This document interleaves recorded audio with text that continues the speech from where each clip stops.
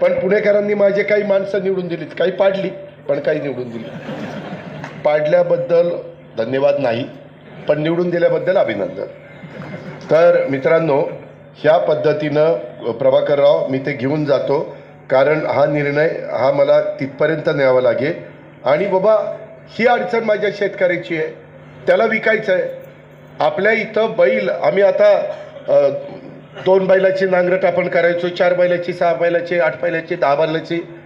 त्यावेळेस म्हातारा झाल्यानंतर काही शेतकऱ्यांना त्याला दावणीला बांधून खायला प्यायला तसंच घालणं परवडायचं नाही, ते बाजार दाखवायचे. पण काहींचं प्रेम असायचं आणि ज्यांची ऐपत होती ते त्याला शेवटपर्यंत जपायचे. ही पद्धत आपली होती ना. त्याच्यामुळं आत्ता बाजार जर कोणाला दुष्काळ पडला, काही झालं, बाजार दाखवायचं म्हणलं तर त्याला घ्यायला गिऱ्हाईकच नाही, का तर बाजारच बंद आहे. आणि म्हणून त्याकरता शेतकऱ्यांच्या करता मला वाटतं मध्ये सदाशिवराव खोतांनी पण आंदोलन केलं होतं, पण त्यांना पण काही मारहाण झाली वाटतं. म्हणजे मारहाण नाही, वेडवाकडं बोललं गेलं. आणि त्याच्यातनं म्हशीला विकायला परवानगी आहे, रेडकू विकायला, रेडे विकायला परवानगी आहे. पण ते पण जाताना काही आडवाआडवी होती आणि नाही बाबा हे वेगळंच आहे असं सांगून तिथं त्रास दिला जातो, असे माझ्याकडे तक्रार आहे. तर त्या संदर्भात कुणी कायदा हातात घेण्याचा प्रयत्न करू नये, अशा पद्धतीनं आपण त्याच्यातनं मार्ग काढू. आणि मी मगाशी सांगितलं की या सगळ्याच्या बद्दल पुढं जात असताना मला माहिती नाही, कारण मी आजच तुमच्या सगळ्यांच्या समोर ह्या निमित्तानं आलो आहे.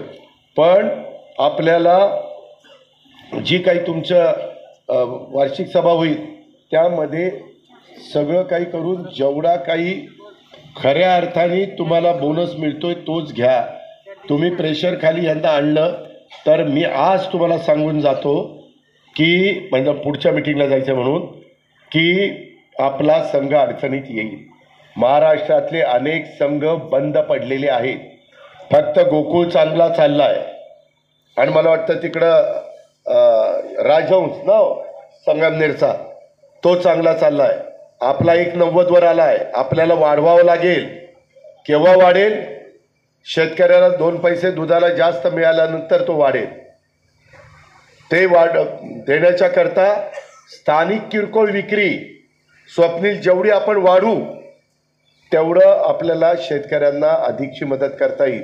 किंवा तुमचे जे उत्तमातले उत्तम दुधावर प्रक्रिया करून जे पदार्थ तुम्ही तयार केलेले आहेत त्याचे पण माझे आता पुणे महानगरपालिका, पिंपरी चिंचवड महानगरपालिका तिथं मला सांगा, मी त्या आयुक्तांना सांगेन की तुमचे जिथं स्टॉल असतील तिथल्याच दरात पण आमच्या दूध संघाला एक स्टॉल द्या, जसं आपण मार्केटला सांगितलं तसं.